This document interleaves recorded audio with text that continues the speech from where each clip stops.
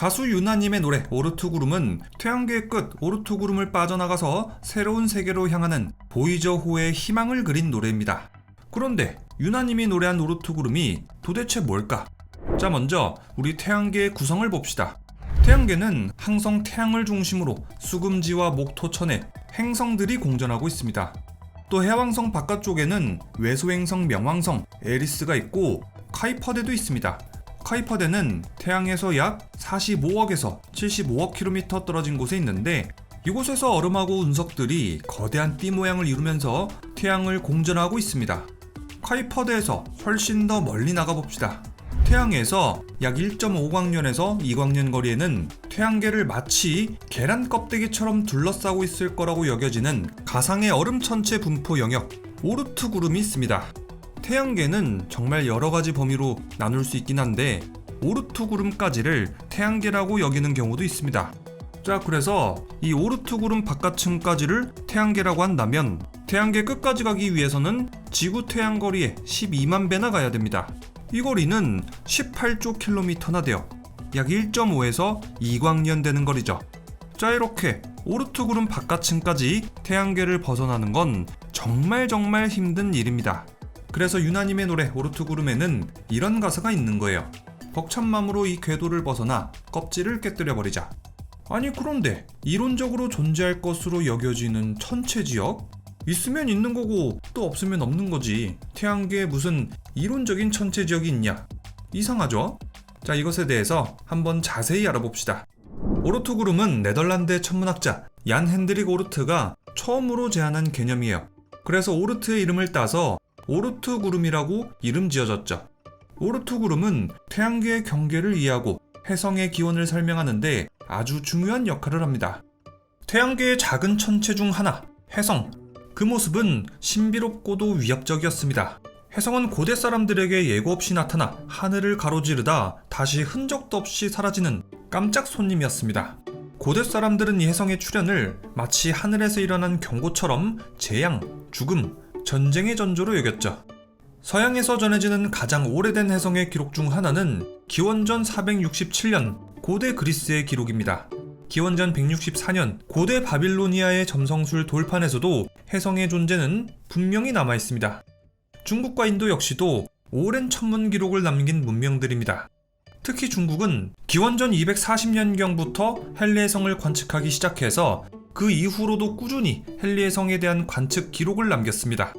기원전 44년 로마의 독재자 율리우스 카이사르가 암살당합니다. 그로부터 몇 달 뒤 7월 로마의 하늘에 밝은 해성 하나가 떠올랐습니다. 로마인들은 이 현상을 보고는 카이사르의 영혼이 하늘로 승천하고 있다고 여겼습니다. 훗날 그 해성은 카이사르의 해성이라고 불리게 되었죠.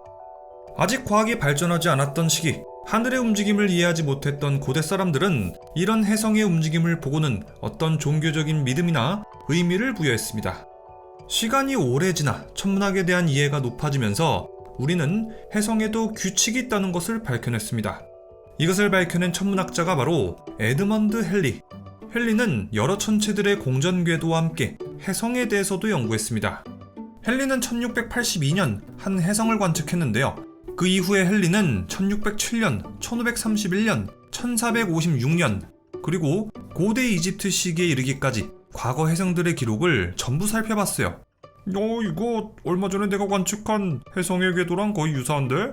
1705년 헨리는 뉴턴의 프린키피아를 참고해서 해성에 관하여를 발표합니다. 1456년, 1531년, 1607년, 그리고 1682년의 해성은 약 75~6년의 공전 주기를 가지는 동일한 해성입니다. 제 예측이 맞다면 이 해성은 1759년 3월에 지구를 지나갈 겁니다. 하지만 헨리는 1759년 3월이 오기 전 사망하고 맙니다. 헨리의 사망 17년 후 1759년 3월 13일 헨리가 예언한 대로 해성 하나가 하늘에 아름다운 곡선을 그리며 지나갔습니다. 이처럼 헨리의 관측과 예측 덕분에 우리는 해성도 일정한 주기를 가지고 태양을 돌 수 있다는 사실을 알게 됐습니다. 이후 천문학자들은 해성들을 주기별로 나누기 시작했죠. 바로 단주기 해성과 장주기 해성입니다. 헨리 해성은 약 75년마다 지구를 찾아옵니다. 이처럼 짧은 주기로 태양을 도는 해성을 단주기 해성이라고 하죠. 하지만 모든 해성들이 이렇게 자주 오는 건 아니에요. 어떤 해성들은 공전 주기가 몇백 년 혹은 수천 년 이상에 달하기도 하거든요. 이런 해성들은 장주기 해성으로 분류됩니다. 과거 천문학자들은 이 장주기 해성들을 보면서 이렇게 생각했어요. 이 해성들은 태양을 한번 스치고는 그대로 영원히 사라지는 존재입니다. 이들은 왜 이렇게 생각했을까요? 이 장주기 해성들의 궤도는 포물선처럼 보였기 때문이에요. 그래서 당시 학자들은 장주기 해성들이 지구를 한번 스쳐 지나가고 다시는 돌아오지 않는다고 생각했습니다. 하지만 1907년 미국의 천문학자 아미노토 로이 슈너는 이 생각에 의문을 제기했습니다. 아이, 잠깐만요. 정말 이 해성들이 포물선을 도는 게 맞습니까? 혹시 너무너무 긴 타원 궤도를 그리고 있는 건 아닐까요? 그의 주장은 이랬습니다. 장주기 해성도 사실은 주기가 너무너무 길어서 우리가 다시 볼 수 없을 뿐이지, 이 장주기 해성들도 언젠가는 다시 돌아오는 타원 궤도를 돌고 있다.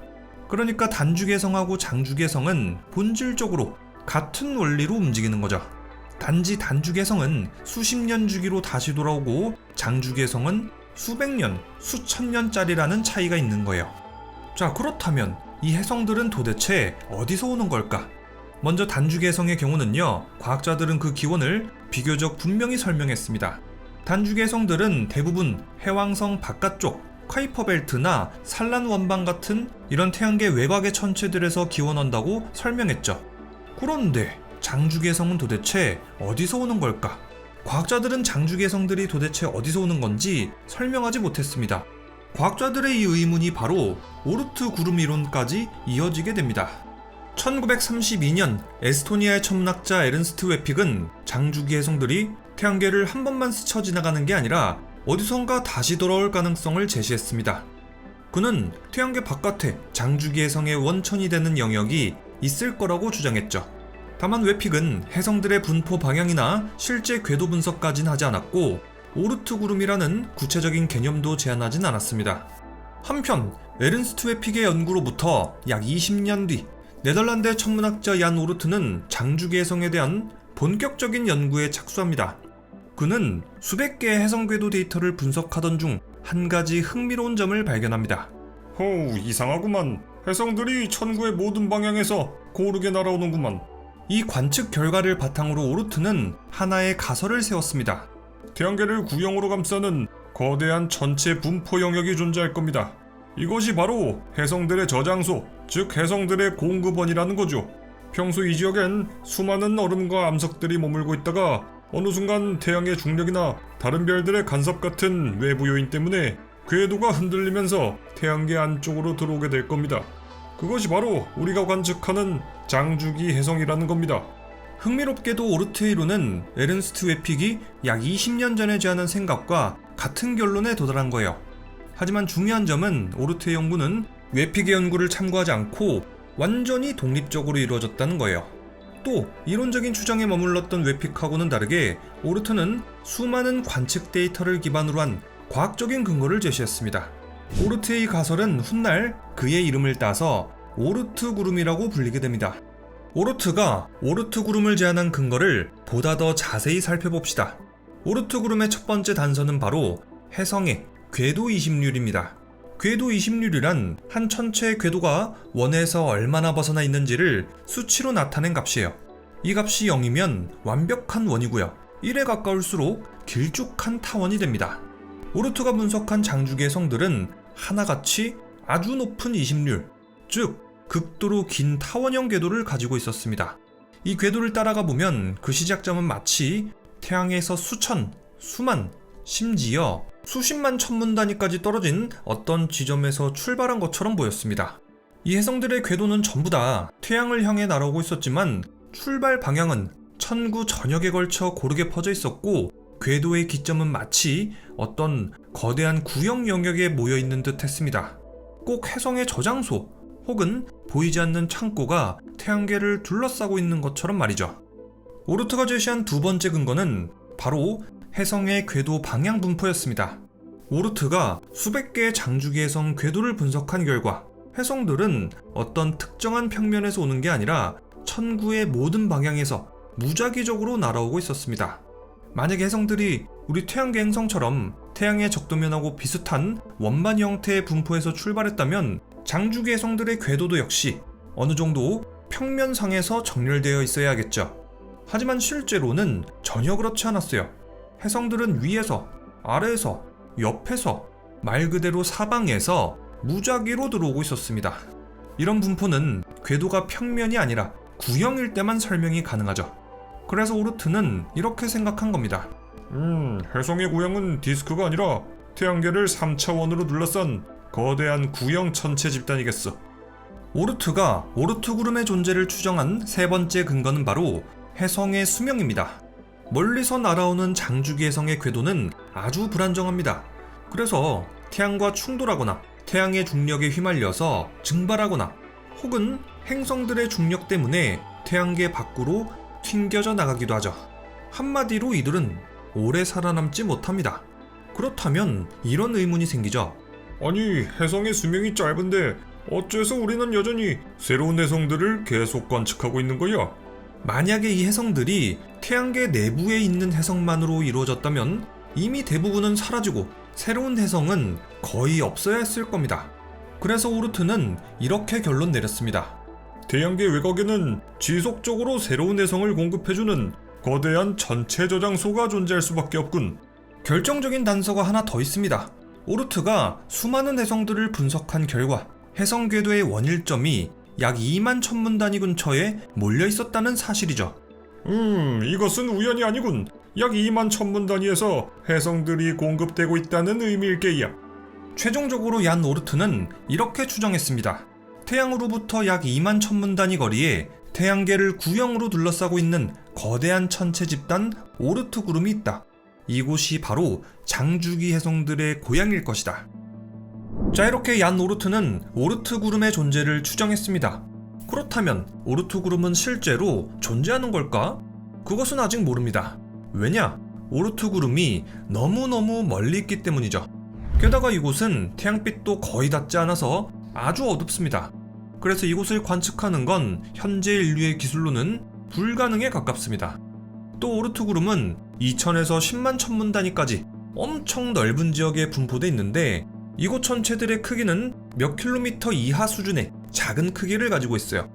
밀도도 엄청 낮습니다. 만약에 초속 30km 속도의 우주선으로 오르트 구름을 여행한다면 일주일 내내 비행했을 때 겨우 자갈 한 개만을 발견할 정도로 밀도가 엄청 낮다고 해요.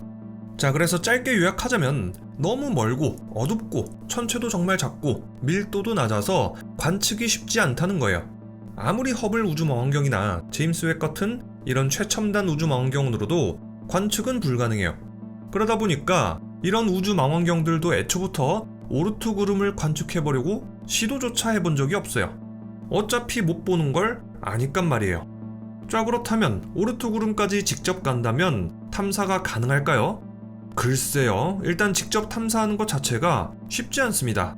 현재 나사의 보이저가 약 160 천문 단위까지는 갔는데 여전히 오르트 구름의 입구까지도 못 갔어요. 오르트 구름은 약 2000 천문 단위부터 시작되거든요. 보이저가 시속 6만 킬로미터로 계속 비행해봐야 500년은 더 가야지만 오르트 구름 입구까지 겨우 가는 거예요. 현재 과학자들은 오르트 구름에 대해서 어떻게 추정하고 있을까? 먼저 과학자들은 오르트 구름의 범위를 추정했는데요. 1천문 단위를 기준으로 한다면 오르트 구름은 2000에서 10만 천문 단위, 심지어 20만 천문 단위까지 보는 학자들도 있습니다. 왜 학자들마다 이렇게까지 오르트 구름의 범위를 다르게 볼까요? 우주에는 지구처럼 어떤 경계선이나 표지판이 없어서 그래요. 정하기 나름이라는 거죠. 한국천문연구원의 기준에 따르면요, 태양의 중력이 다른 별의 중력과 같아지는 지점 약 10만 천문 단위를 오르트 구름의 끝으로 봅니다. 이 정도면은 빛의 속도로 달려도 1년 반이나 걸리는 거리예요. 자, 이렇게 빛의 속도로 1년 반을 가도 아직까지도 태양계 안에 있다면 태양계는 우리가 상상하는 것보다 훨씬 더 거대하다는 뜻입니다. 보이저 1호가 오르트 구름을 완전히 통과하려면 무려 3만 년 이상이 걸릴 전망입니다. 그러니까 지금 보이저 1호는 태양계의 진짜 경계를 향한 마라톤을 뛰고 있는 중인 거예요. 태양계 그 끝에 도달하려면 만년 단위의 끈기가 필요한 셈이죠. 오르트구름은 어떤 물질로 구성되어 있을까? 학자들은 오르트구름에 물, 메테인, 에탄, 일산화탄소, 시아나수소 등등 다양한 물질들이 얼어 있을 것으로 보고 있습니다. 또 이곳에는 1km 내외 크기의 천체가 수조 개가 있을 거고 지름이 20km인 천체는 수십억 개가 있을 거라고요. 하지만 아까 전에 말했듯이 오르트구름의 밀도가 워낙에 낮아서 여기 있는 천체들의 질량을 전부 다 합해도 겨우 지구의 5배 정도밖에 안 될 거라고 추정하고 있어요. 오르트구름이라는 네이밍이 굉장히 걸맞다고 볼 수 있겠죠. 오르트구름에 대한 몇 가지 또 흥미로운 사실이 있습니다. 오르트구름은 태양계의 경계이자 다른 별과의 경계선입니다. 오르트구름은 태양의 중력이 미치는 마지막 영역이죠. 그 바깥으로는 다른 별의 중력이 우세해지는 공간입니다. 자, 그러니까 우리 집 울타리의 끝, 태양계와 은하의 경계선이라고 할 수 있어요. 우주의 국경선이 딱 여기 그어져 있는 거예요. 또 다른 흥미로운 사실, 일부 연구에 따르면요, 오르트구름에 있는 천체들 중에 일부는 태양계가 어린 시절 다른 별들하고 가까이 있을 때 빼앗아온 것일 수도 있다는 설도 있어요. 우리 집 마당 끝에 있는 돌덩이가 사실은 옆집 마당에서 굴러왔을 수도 있다 라는 얘기죠. 자, 이렇게 유나님의 노래 오르트구름 리뷰였습니다. 이게 음악 리뷰였나? 싶다면은 그것은 그저 기분 탓일 뿐이에요. 이제 리뷰영이 채널은 이렇게 종종 대중음악도 리뷰할 거니까 음악 좋아하시는 분들은 구독 눌러주시면 고맙겠습니다. 그럼 지금까지 리뷰영이었습니다.